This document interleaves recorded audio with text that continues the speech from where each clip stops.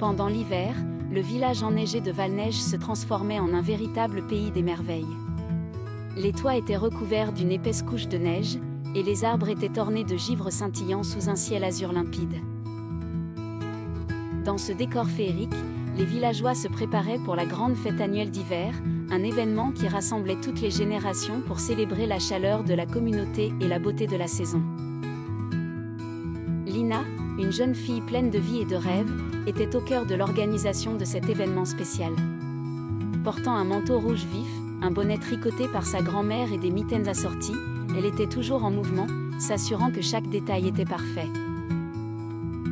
Sa meilleure amie, Chloé, était à ses côtés. Chloé était d'une nature calme et réfléchie, souvent le contraste apaisant à l'énergie débordante de Lina.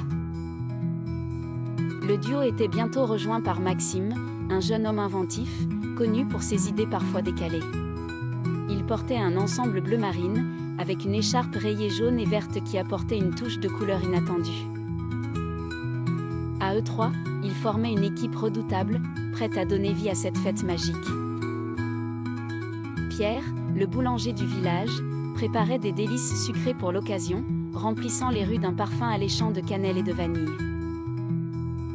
Habillé de son tablier blanc et d'un bonnet de laine tissé par sa femme, il était l'incarnation de la tradition culinaire du village. Ses tartes aux pommes étaient particulièrement convoitées, une spécialité qui attirait même les visiteurs des villages voisins.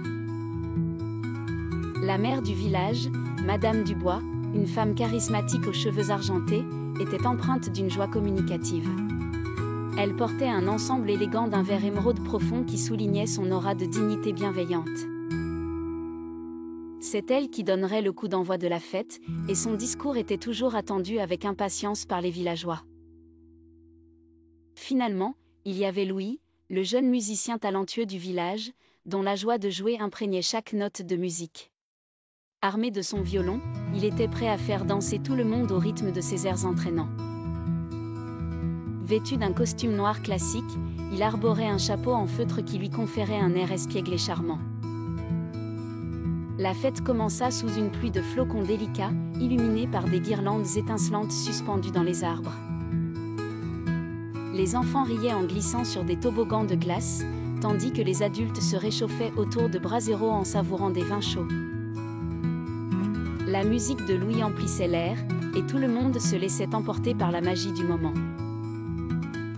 Ce soir-là, sous le ciel étoilé, Valneige ne ressentit plus le froid mordant de l'hiver, mais la chaleur enveloppante de la communauté et l'esprit indomptable de l'amitié et de l'amour partagé. Chacun rentra chez soi le cœur plein d'émotions, impatient que le prochain hiver apporte à nouveau un tel enchantement.